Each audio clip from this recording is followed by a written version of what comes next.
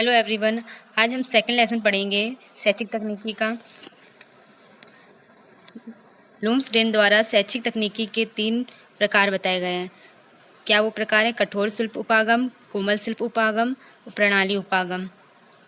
कठोर शिल्प उपागम को शैक्षिक तकनीकी फर्स्ट कहते हैं, किसको? कठोर शिल्प को।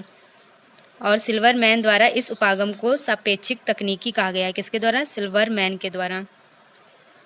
ओवरहेड प्रोजेक्टर के उपयोग के लिए ट्रांसपेरेंसी की आवश्यकता होती है। ओवरहेड प्रोजेक्टर के लिए ट्रांसपेरेंसी की आवश्यकता होती है। कोमल शिल्प उपागम को शैक्षिक तकनीकी द्वितीय कहते हैं, किसको? कोमल शिल्प उपागम को। और कठोर शिल्प उपागम को शैक्षिक तकनीकी प्रथम कहते हैं। सिल्वरमैन ने कोमल शिल्प उपागम को रचनात्मक शिक्षण तकनीकी का नाम दिया गया। कोमल शिल्प उपागम के उपयोग द्वारा पढ़ाई जाने वाली विषय वस्तु को तार्किक और मनोवैज्ञानिक दोनों ही रूपों में क्रमिक रूप से प्रस्तुत किया जाता है, किसको? कोमल शिल्प उपागम को।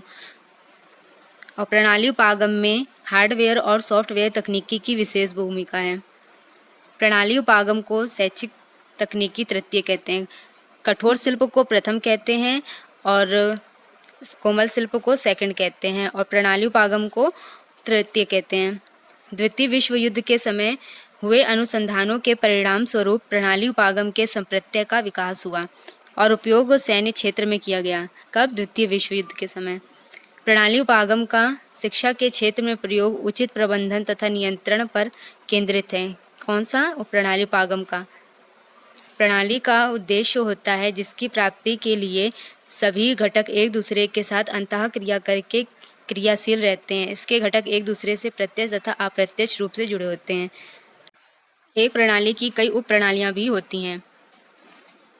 प्रणाली के प्राचल यानी पैरामीटर्स ऑफ सिस्टम क्या हैं? अदा, प्रक्रिया और प्रदा।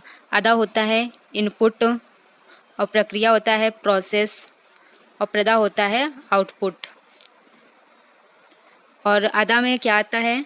विद्यार्थी, प्रशासन, शिक्षक, सामग्री, ये होते हैं अदा।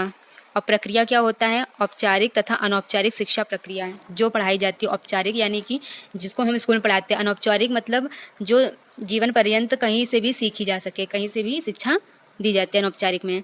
और शैक्षिक उद्देश्यों की प्राप्ति, ये प्रदा आउटपुट ये निकल के आता है। ठीक है। और ये वातावरण भी इसमें काम करता है। इसमें बराठी ने 1958 में प्रणाली उपागम को कॉमन सेंस बाय डिज़ाइन कहा है। किसने? बराठी ने 1958 में। और किसको? प्रणाली उपागम को कॉमन सेंस बाय डिज़ाइन कहा है, जिसका अर्थ किसी समस्या के विश्लेषण तथा समाधान हेतु क्रमबद्ध व्यवस्था होता है। प्रणाली उपागम के सोपान क्या है? प्रणाली विश्लेषण होता है, फिर प्रणाली अभिकल्पना तथा विकास होता है, प्रणाली संचालन तथा मूल्यांकन, प्रणाली मॉनिटरिंग काम होता है।